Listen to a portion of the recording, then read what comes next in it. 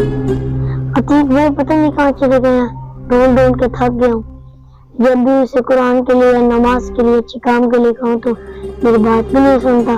ہمیں دوستوں یا حدیث سے پوچھتا ہوں، لگتا ہے وہ آ گیا، دیکھتا ہوں ذرا۔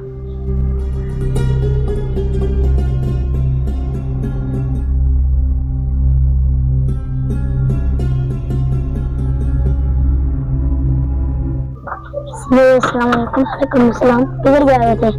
میں باہر گیا تھا لڑکوں کے ساتھ، اور بیٹھو میں آپ سے پوچھتا ہوں، کون سے لڑکے کے پاس گیا ہوئے تھے؟ میں اپنے دوست عبداللہ کے پاس گیا۔ اچھا، اس لڑکے کے پاس بھی تمہیں اچھے کام بھی نہیں کرنے دیتے، قرآن مجید بھی نہیں پڑھنے دیتے، نماز پڑھنے دیتا ہے۔ اب میں اس سے بات کرتا ہوں، میری بات کیوں نہیں مانتے؟ جب بھی میں آپ کو کہتا ہوں نماز کے لیے، آپ کہتے ہیں میں آ رہا ہوں۔ ہمارا تو کتنا اچھا لڑکا ہے، تو آپ کو اتنی اچھی صحبت دیتا ہے۔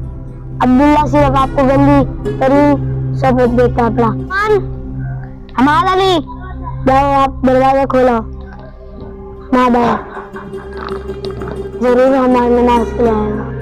عتیق پھر نہیں آئے گا نماز۔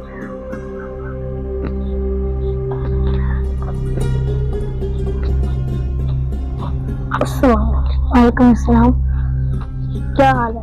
ٹھیک، کیسے ہو؟ ٹھیک، آپ سنا؟ میں بھی ٹھیک۔ نماز کا وقت ہو گیا، نماز پہ چلے؟ جی۔ عتیق بھائی نماز پہ چلے؟ میں آ رہا ہوں، آپ چلو۔